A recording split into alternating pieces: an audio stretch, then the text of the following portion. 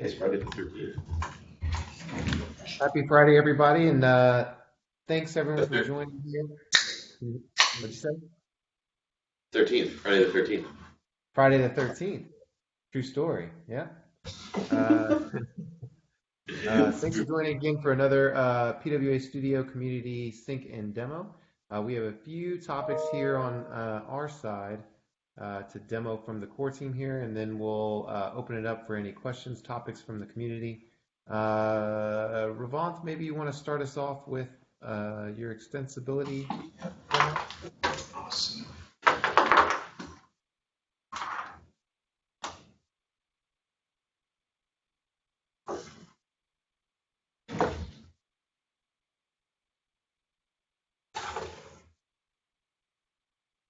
Good check. Share. Share. Yeah, Share and call. Share and call. Okay. Boom.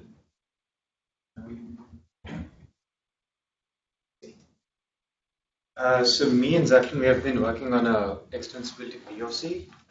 It's documented in the PR 2010. So this is an addition to whatever Stephen has worked on like a month ago. That was trying to change the code to add a banner and stuff as an example where you can add extensions. This is for more generic purposes where, let's say you wanted to change all like the loading page, or you want to add like a banner, like assuming that the core team allows like a portal or something that anyone can add a banner to without touching the code base. So they can use extensions.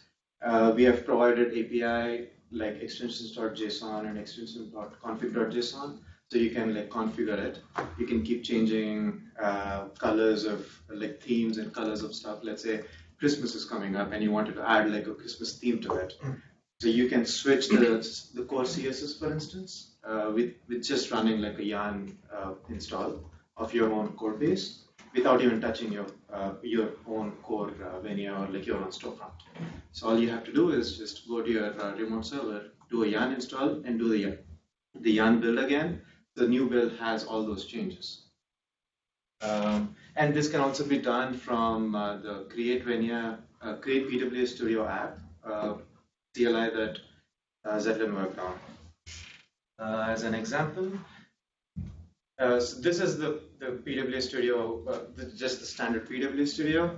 There are no dependencies as such as of now. So I've started the server and I've built it. And if you look at the example, I've switched on like fast. Yeah, this is just the sample example that you see whenever you create like your PWA app. It's nothing fancy. But once we go back,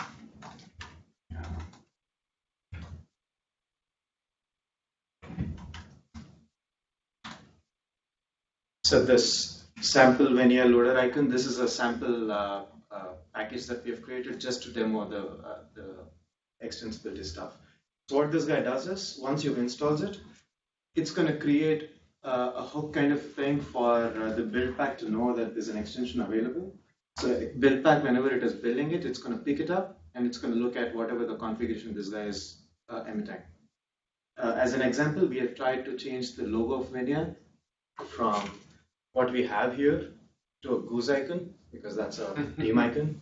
So without touching the code, you can just do yarn install.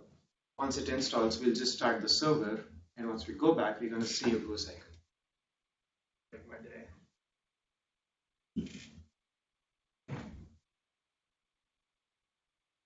Okay.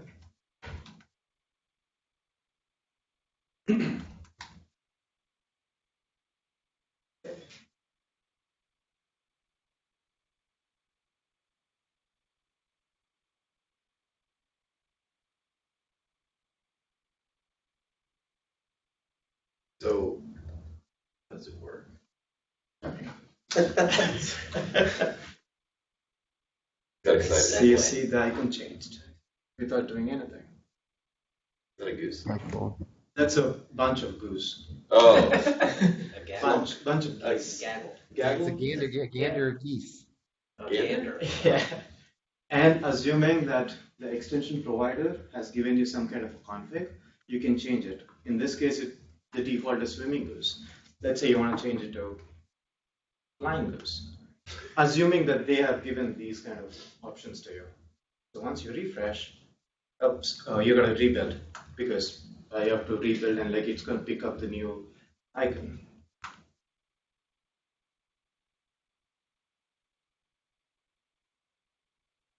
We'd probably get the file watching to like monitor these other files too. And Yes, but the thing is, with Hotloader, it doesn't look at the node modules. It looks at your own code base.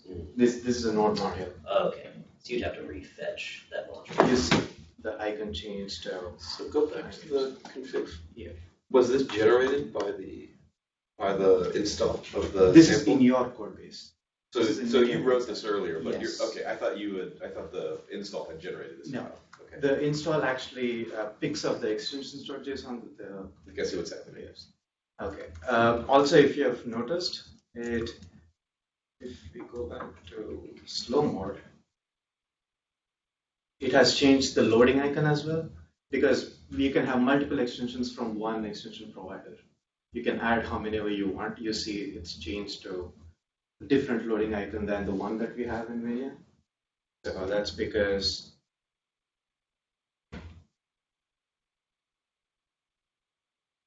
so this is the sample Vania loader icon that we have created with the sample package.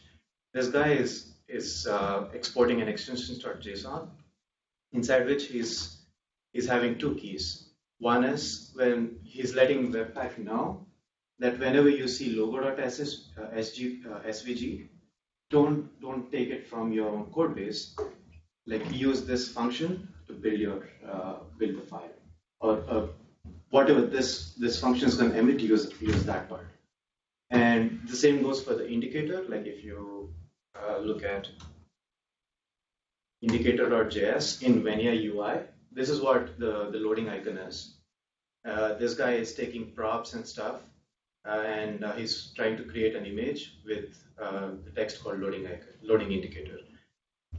And the same happens for the indicator. Like look at the index.js, it takes the exact same props, and it's loading some of the icon. So extensions are sort of like the leafmost. They can't import things from Vania. They can't like modify components. They're like complete replacements. Yes, you can still. We are still working on. This is a spike. Sure. So we are trying to see if the node modules can actually hook into the code base. And because node modules like Vania, you like add Magento / Vania UI is still in the node modules. Sure. So you can go into that and pick up stuff if you want to have like Sure. pick it and make changes to it. Like go back to the open up the loading indicator code from Vania. Okay. So here we use some of the imports, like image, for example. Yes. Like let's say you wanted to use the image component inside the extension file. That's what you're talking about? Yes. Okay. So you would do, assuming you have Magento Vania UI as a package, because what? Oh, right. That's right. You could do it. You could do it. You can add it. Export it as like a Because that's the thing with Vania UI these days. Like you guys have made the changes where Vania UI and Peregrine are different. Right. You can only pick up the UI part without touching the functionality. So that's the good thing. You can pick up image right now and start making changes to it without. In this case, I created a brand new icon. Sure. Okay. But you can still use image in this case. Cool. So anyone, any extension provider, all they have to do is provide this extension.json file. So that's how you're letting Buildpack know that I have something to do with building Vania or your own storefront. We're trying to see maybe there might be a clash. Someone might expose extension.json as well, some random package tag, and it's going to cause issues. So trying to namespace it with Magento or something. That's awesome. Really cool. So nice. It's a spike. Okay, yeah. The spike is out here. You guys want to look at it? Are you still working on this, or was it? No, it's done. We're trying to create stories around it and start working on it. Nice. Cool. It's the right kind of spike. It is. Nice work. One Yeah, last thing.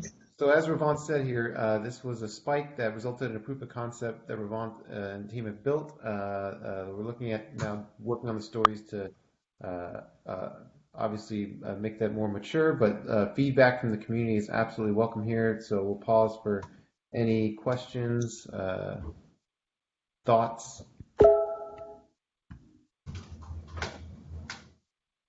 What's the timeline? Yeah. Timeline.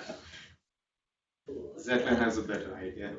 So when you're creating your package using the create PWA the tool, the CLI, you have a question about extensions. What are the extensions you want to add? You can actually get a sample Venia loader, right? And that's what we have here. And you can just say yes, and it's going to install all of them for you. So it comes pre-built. Let's say you are a package like what do we call them, vendors? Oh, yeah. Vendors, yeah. If they want to do it right out of the box, without even touching the code, they can actually do it from here.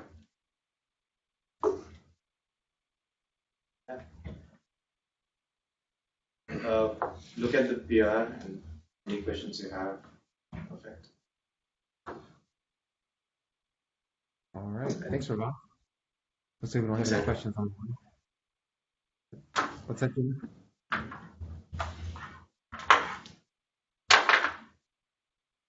Was that Jimmy? Did you have a question there? No. Nope, just online. Okay. All right, so up next, I think we have Tommy, like in the camera, and you guys' side, like it keeps bouncing back and forth on speaker track, and like the camera doesn't focus, so you guys all just looks like gray blurs right now. Is that Tommy? What's happening? The camera's blurred in the room, so Yeah, remotely the it camera looks like stays in this like. Yeah, it can't focus make up its mode. mind. Yeah, Yeah. it can't make up its mind. So. Oh, don't do. That work? Yeah, actually, it did. Now it's coming through clear. Yep. All right. So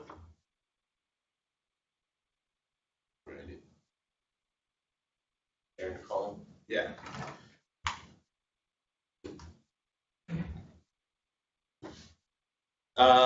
So I think I talked last week. Was it last week?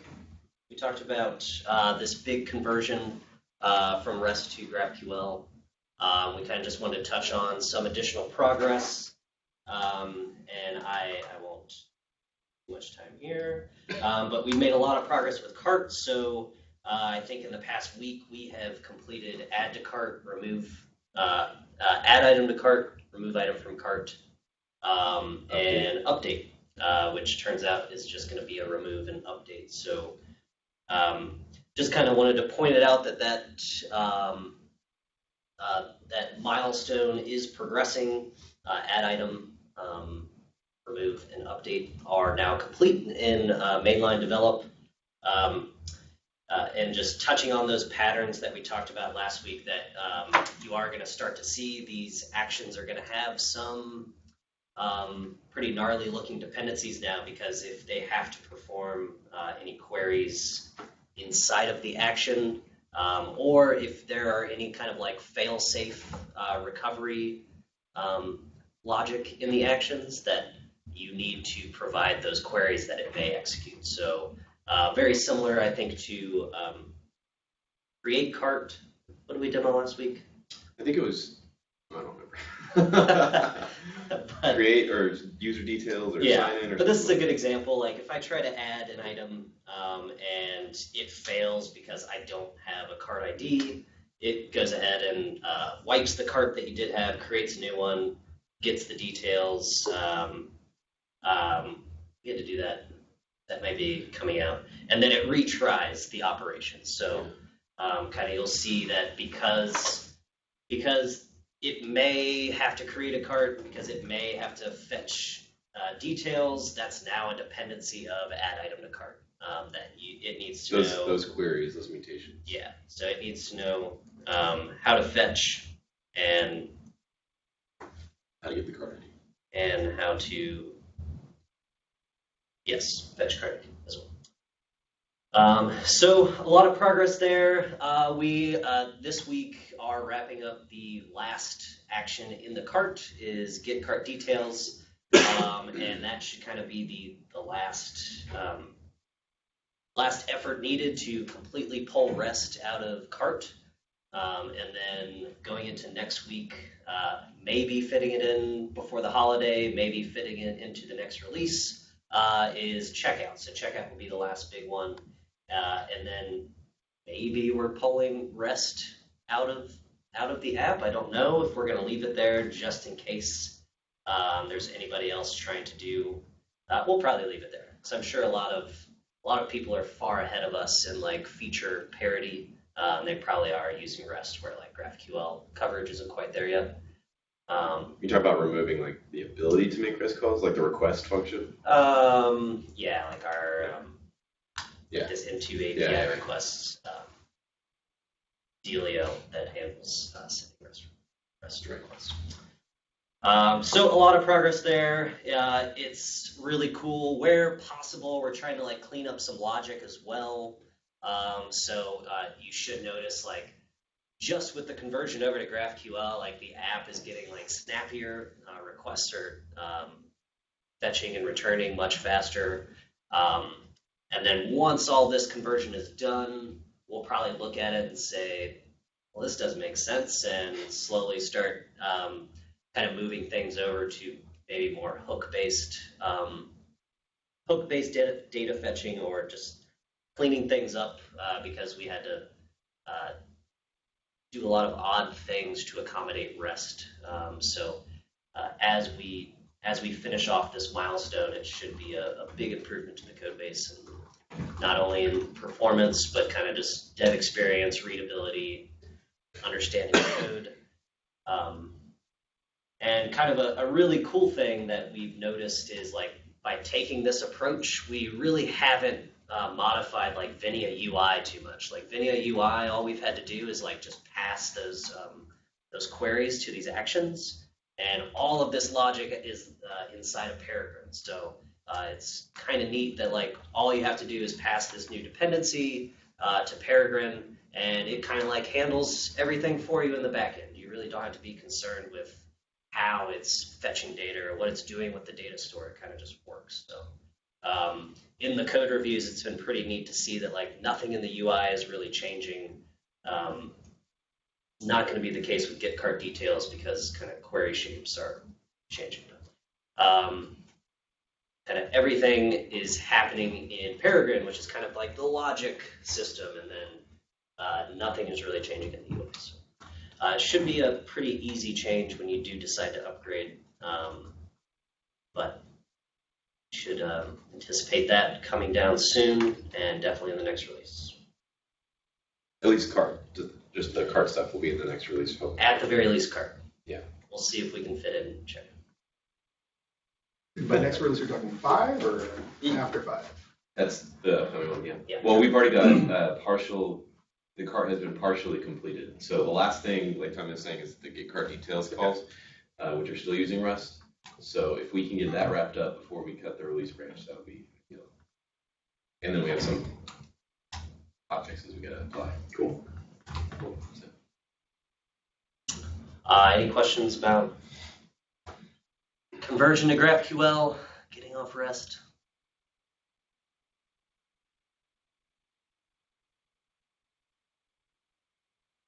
Great. Easy peasy. Man, that camera in that room is terrible. We should put in a IT ticket for. Oh, there it goes. Now it magically just autofocused on you guys. There you go. Speaker trick. All right, so no questions for Tommy here.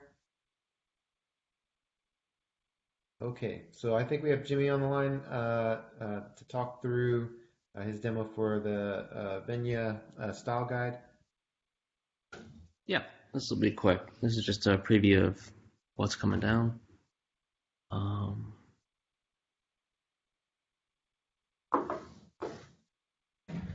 Okay, so people who've been watching the repo recently may have noticed we added another package to the repository called Venia Style Guide. That is here, in between concept and and this is basically going to be a very typical style guide built in the image of Adobe Spectrum, which you can see here. A style guide like this, which you may have seen for other systems like Material or other systems, basically is designed to capture all of the philosophy behind a design through typography, icons, motion, stuff like that. Documents their variables, which Spectrum calls design tokens. And then, most importantly, a bunch of components. So buttons, navigation, things like that are all explained in a style guide and then given usage guidelines. So discussion of where to use what. And most importantly, it helps us figure out how to engineer the design that we're trying to accomplish rather than just implementing it case by case. So with Venia, we obviously took a very case-by-case approach as we built one page at a time, and updated things over time a lot. So the design team and I are circling back to Venia and attempting to build a style guide from that. And so in this way, we will not only create a font scale and a color scale and a number of other things that will be the kind of architectural underpinning of the design. This will also yield a bunch of CSS variables that we can use to rethink the design as being constructed on top of global variables, which are then turned into derived variables, which are then used by components. And what that's going to let us do is, for people who are making small changes to a Venia themed site, all they have to do is change the variables, and that'll have a cascading effect throughout the site. It'll be the easiest way to accomplish a broad set of changes with a light touch. So the first page we started with here is the typography page. In progress now, there's a color page. What this looks like under, from a code perspective here, we have CSS modules that at some point will be importable into Venia UI and Venia Concept that have a bunch of global variables. And then, like I'm saying, some derived variables, so things that are based on that. Heading styles, body styles, eventually button styles, and other components will all be derived from this. And in that way, not only can you change these to accomplish kind of a sweeping set of changes throughout the site, you'll also have the option to construct new views from design-oriented components, right? So Venia UI components that don't even need a logic backing in Peregrine, if that's your preferred way of putting together a view. You know, obviously the core team here, we like to hand roll all of our own views, but it'll be useful to have some building blocks for constructing new views that are consistent with the design. That's really it. It's a preview at this point. We've got a couple pages. There's lots more to come. So I will be working on that throughout the rest of the holidays.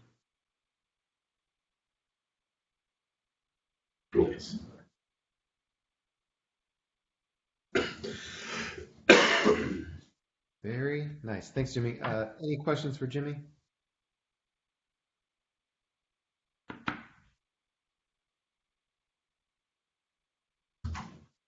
Cool. All right. Silent group today. Every day? That's cool. Great. So I think that's all that we had on our side. I know we got Sami, a great timing. Sami and Scott have been working on some of the venue designs for upcoming venue features. I think we had given a preview at that at a demo kind of a few demos ago, but we'll look at our next demo really kind of pulling back some of the covers on. Is that the phrase? Pull back some covers? I don't know. Show that the work that the UX team has obviously been doing over the last few weeks. I guess we'll pause here again just one more time for any questions, comments from anybody on the line, anybody that wants to demo anything, show us any work that you've been doing with PWA Studio. It's a great opportunity for that.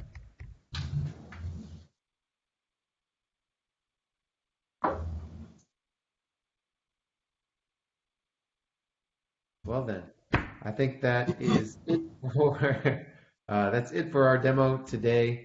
I don't know if we'll have the demo next week because obviously I think everyone will be kind of out of the office for holidays. So this will probably be the last time that we speak to everybody before the end of the year. If so, everyone have happy holidays. Don't forget to smash like and subscribe. Honk if you like it. Recording has ended. And beat Navy. There we go. Big weekend. Okay. See you guys. All right, guys. Yeah, thanks, Andrew. Think of. Right. So for the hackathon thing, you need to write a script.